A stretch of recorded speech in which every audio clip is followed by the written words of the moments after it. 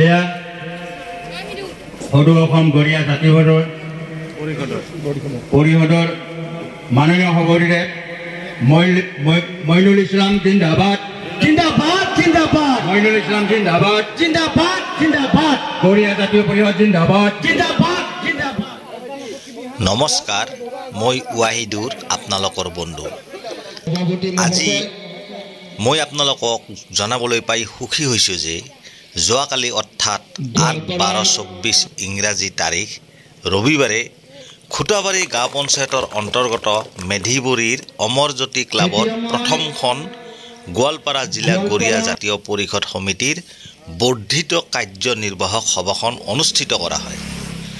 উক্ত সভাত উপস্থিত থাকে গোৱালপাৰা জিলাৰ গৰিয়া জাতীয় পৰিষদৰ সভাপতি মাননীয় চহৰাব আলী, জিলা সম্পাদক জালাল আহমেদ আৰু আন জিলা বিষয়ববীয়াসকলৰ লগতে ৰাজ্যিক সভাপতি মইনুল ইছলাম গৰিয়া, ৰাজ্যিক উপদেষ্টা আমানুল ইছলাম, ৰাজ্যিক যুটীয়া সম্পাদক নুৰুল আমিন গৰিয়া, ৰাজ্যিক সাংগঠনিক সম্পাদক জহিৰুল ইছলাম আদিয়ে অংশগ্ৰহণ কৰে। উক্ত সভাখনত গৰিয়া জাতীয় পৰিষদৰ পতাকা উত্তোলন কৰে জিলা সভাপতি চহৰাব আলীয়ে। ইয়াৰ পাছত মঞ্চৰ দ্বাৰ মুকলি কৰে ৰাজ্যিক সভাপতি মইনুল ইছলাম ডাঙৰীয়াই। এটি সুন্দৰ গৰিয়া জাতীয় পৰিষদৰ সমবেত সংগীত পৰিৱেশনৰ পাছত জিলা সভাপতিৰ সভাপতিত্বত এখন সুন্দৰ সভা আৰম্ভ হয়। উক্ত সভাত জিলা বিষয়ববীয়াসকলৰ লগতে ৰাজ্যিক বিষয়ববীয়াসকলে সাৰুৱা ভাষণেৰে ৰাইজক উৎফুল্লিত কৰে।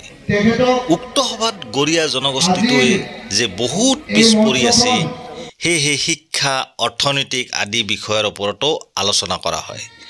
ইয়াৰ উপৰিও গৰিয়াসকলৰ কোনো নিজা ভাষা নাই, ঘৰুৱা ভাষাও অসমীয়া, লিখিত ভাষাও অসমীয়া, তথাপিও গৰিয়াসকল নিষ্পেষিত, অৱহেলিত। গৰিয়াসকলৰ সাজপাৰৰ কথা কিছু আলোচনা কৰা হয়। পূৰ্বৰ গৰিয়াসকলে যি জাতীয় সাজপাৰ পৰিধান কৰিছিল, আজি সেই জাতীয় সাজপাৰ পৰিধানৰ ক্ষেত্ৰত কিছু বৈষম্য দেখা পোৱা যায়। গতিকে এই ধৰণৰ বিভিন্ন কথা আলোচনা কৰা হয়।